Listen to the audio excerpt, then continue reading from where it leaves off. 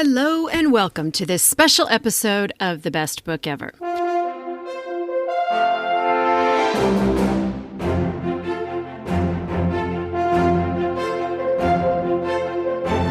I'm your host, Julie Strauss, and I am interrupting our regular scheduled programming. We're going to go off script today due to special circumstances. Now, you all know by now that Queen Elizabeth II died last Thursday. It has been fascinating to watch, I think, from all angles. Of course, just as a human, I'm really sad for her family because losing a mother, grandmother, great-grandmother is never easy. I think it's really sad for a lot of the people of England who are living in tumultuous times, and no matter how you feel about the monarchy, there's something very comforting about an unflappable authority figure. And losing her now, I think, is a very keen loss. And I think her death is, I would imagine, much more complicated for the Commonwealth countries, where those conversations about colonization are finally getting more traction here in the States. And I have a lot to learn, and I am really grateful for the teachers who are sharing those perspectives as well. So it's been a very interesting week. Now, I personally have been obsessed with the British royals since I was a teenager, but it's far less complicated for me because as an American, I have no horse in this race. It's kind of like watching a movie, like I can just watch it from afar. I don't have to pay for it. And I think the spectacle of it all is magnificent. But really, the fact of royalty itself is just madness, don't you think? And I kind of don't understand how it exists in 2022. The fact that there are these people that we're supposed to curtsy to just because they were born into a certain family and they inherited a palace, it's weird and it's stupid when you think about it. And I actually often wonder if I would curtsy in the presence of a royal. I'm not required to as an American, so I don't think I would because I think it's nonsense to curtsy to other humans. But also, I can see getting very swept up in the formality and the pageantry of it all. But the main thing I've been thinking about for the last few days is the central mystery of the Queen, which is that she's the most famous person on the planet, and we know nothing real about her. We don't know anything that matters. We think we know her based on what we've seen in movies and TV shows, and we know a few of the small details that the royal family makes public. Stuff like she breeds racehorses, and she loves corgis, and she spends her summers in Scotland. But we don't know her. Like, what does she think of things? Who was her real best friend, the one she told her truest thoughts to? Do you think she had a ratty pair of sweatpants that she wore around the palace on weekends? Did she ever say the F word? Do you think she ever ate ice cream straight out of the container? And what the hell was in that handbag? Obviously, the first thing I would ask a royal would be, tell me about your favorite book. But either they're not readers at all, or just like with politics, they're not allowed to say what they like and dislike. And frankly, either option sounds terrible to me. I like to think that she was secretly a voracious reader and had really strong opinions about genres and authors. And I like to imagine that the walls of her bedroom in the palace are lined with messy bookshelves, and she can quote the opening passages of her favorite books, and she argues the merits of her latest bestsellers. Maybe she snuck Highland romances from the Queen Mum's bookshelf when she was a teenager, and then as an adult, she formed a book club with her friends. But anyway, we don't know what the Queen read in her lifetime. So I thought I would share a list of royal books for you this week. These are my own personal favorites that I have loved and keep on my bookshelf. So I'll give it to you in categories: fashion, gossip history, and my favorite category of all, which is royally adjacent fiction. So let's start with fashion. I am not actually interested in fashion in the slightest, but I am riveted by conversations about fashion. The best of this bunch is called HRH, So Many Thoughts on Royal Style by Elizabeth Holmes. This is a beautiful coffee table book with tons of great full-colored pictures. This book primarily focuses on 4 women: Queen Elizabeth, Diana, Princess of Wales, Kate Middleton, who is now Princess of Wales, and Meghan Markle.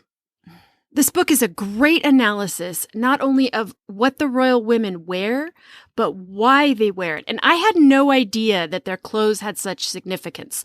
Most of us wear what is clean and comfortable, but to a royal woman, every stitch of clothing and every single glimmer of jewelry is significant. What they wear telegraphs their values and their priorities, and it is very strategic. And by the way, Elizabeth Holmes is the best Instagram follow. Every time a royal makes a formal appearance, she will break down their outfits in her stories and talk about why it's important and what it may be referring to, and it's really fascinating. Another super fun royal fashion book is Our Rainbow Queen, a tribute to Queen Elizabeth II and her colorful wardrobe by Sali Hughes. You may have noticed that in her life, the queen mostly dressed in monochromatic colors. That was intentional. She was a tiny woman, and a head-to-toe all-yellow outfit made her very easy to spot in a crowd. So this book is very picture-heavy, and it's really fun to look at her outfits divided up by color over the years. It's just a fun book. Finally, in the fashion books, another good one to check out is called The Other Side of the Coin, The Queen, the Dresser, and the Wardrobe by Angela Kelly. This was written supposedly with permission by Her Majesty's senior dresser, and it's a really nice backstage look at how they prepare for engagements and what it's like to work closely with the Queen. It also gives you a great idea of just how much work goes into every detail of royal events.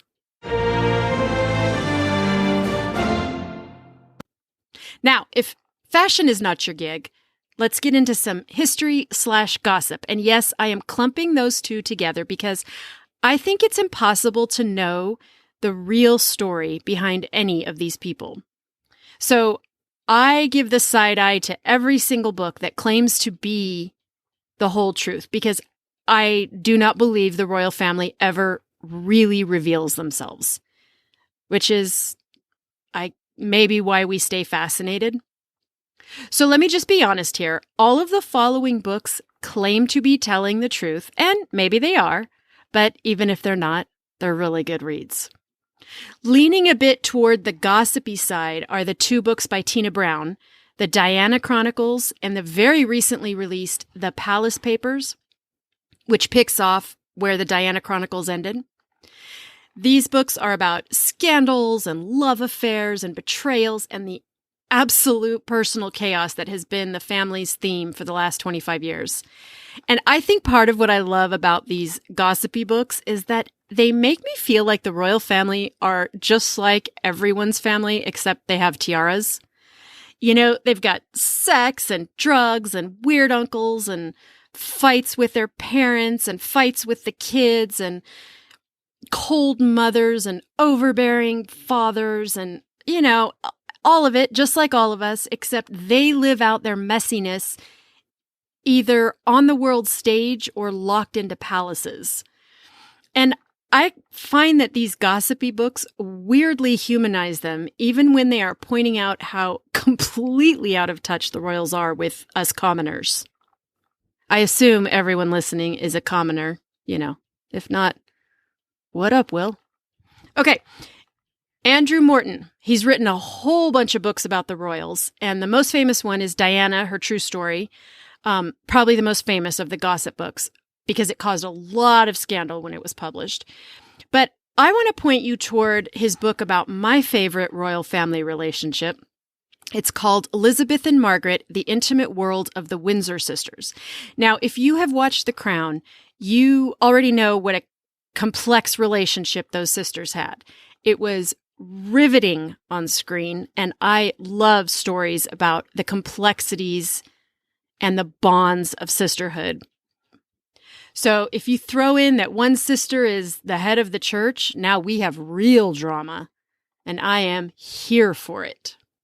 As for the new king, I think Charles is often dismissed as a repressed goofball who talks to his plants, which I talk to my plants, so it hurts my feelings that everyone thinks that's weird, but fine. I personally see Charles as a really tragic figure. Here's the alternate life I like to imagine for him.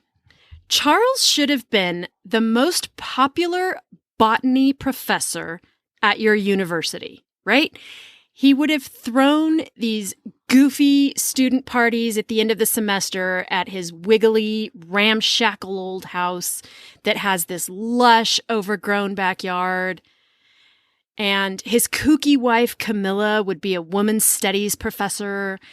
And she'd have waist-length gray hair, and she'd wear long skirts and serve lentil soup and homemade bread and pot brownies. And you'd go to their house, and they'd crack bawdy jokes and stay up late drinking cheap wine and discussing the meaning of life with you. That sounds to me like the life they were meant to lead. But I don't get to decide everyone's life, unfortunately. So I turn to Sali Bedell-Smith's book, Prince Charles, The Passions and Paradoxes of an Improbable Life. It feels more historically accurate and definitely more deeply researched than either Tina Brown or Andrew Morton's books, but again, who the hell knows? None of us know the real truth of this. But I think Smith makes King Charles, I have to keep catching myself, King Charles very likable. The bottom line is that he was given this job that he probably wouldn't have chosen on his own, and he has tried desperately to stay true to himself in a system that really doesn't want him to. I also really like Sali Bedell-Smith's biography of the Queen, which is called Elizabeth the Queen, The Life of the Modern Monarch. Again, very deeply researched, and it feels like it is probably the truest one of the biographies of her. Finally, let's get to the real fun, the royally adjacent fiction books. Now, these are books that may be loosely based on real people or real events, but they are their own stories and plots, and they are a lot of fun. Let's start with The Uncommon Reader by Alan Bennett. I think this was my first fictionalized royal book, and I found this one at a used bookstore many years ago, and I didn't even really know what it was about. I just knew that I liked Alan Bennett's screenplay for The Madness of King George. And so I was kind of delighted to see that he also wrote books, so I grabbed it. In this book, one day the Queen goes out for a walk with her corgis and comes across a mobile library where she takes out a book just to be polite. Then, to the alarm of her staff, she starts reading voraciously, and she finds that her view of the world changes. This is a really slim book, but it's funny. It's easy to read, and I guess it's obvious why I like it, since I have this secret hope that she really was a reader. A super fun romance that you will love is called The Royal We by Heather Cox and Jessica Morgan. This is the story of Bex Porter, an American girl who goes to school in Oxford and accidentally falls for Nick, the heir to the British throne. I hate when that happens. The baggage he brings to the relationship is something else, but love perseveres. This book is really dishy and super funny, and in case you can't tell from the cover, it's clearly meant to call William and Kate to mind. But by the way, the authors of The Royal We are also the brains behind the Fug Girls website, FUG, and they are a great follow if you like hilarious fashion commentary. Another really fun romance I have to point out is Red, White, and Royal Blue by Casey McQuiston. We have covered this book in a previous podcast episode with my friend, librarian Lauren Regenhart, so I won't go into too much detail here. But this book is hilarious and super sexy and a delightful love story between the heir to the British throne and the son of the American president. And I absolutely loved it. So check out episode 68 if you want to hear more about this one. Finally, if historical fiction is your favorite flavor, I have two really good ones for you. The first is called The Secret Guests by Benjamin Black. This is another good one if you're fascinated by the relationship of Elizabeth and Margaret. In World War II, many parents in England chose to send their children to the countryside for their own safety. And in this novel, the royal family sends the young girls to Ireland, where they are watched over by a secret agent and an Irish detective.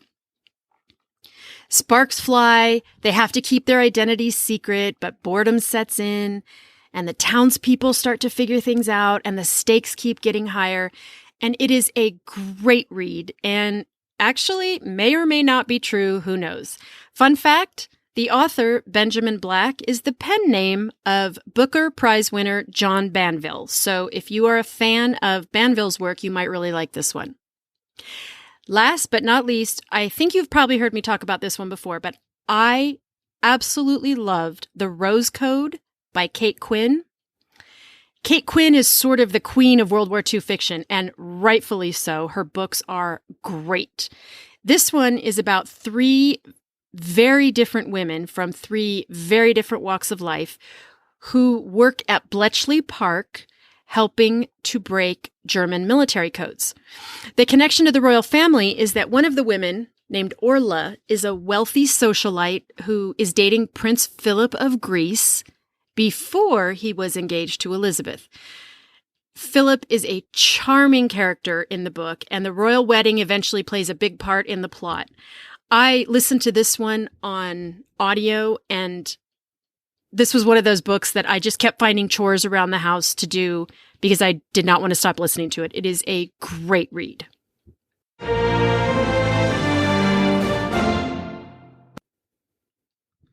So, listen, bookworms, I know there are infinity million books about the royals. I would love to hear what you have read and loved. So let me know over on Instagram at Best Book Ever Podcast. Links to everything I talked about today are in the show notes or at my website, bestbookeverpodcast.com. If you enjoyed today's episode, please share it with your favorite royally obsessed friend and leave a rating on your favorite podcast app. Don't forget to hit the follow or subscribe button. I'll be back with a regular scheduled episode next week. Thank you for joining me today, and I guess God save the King. See you at the library.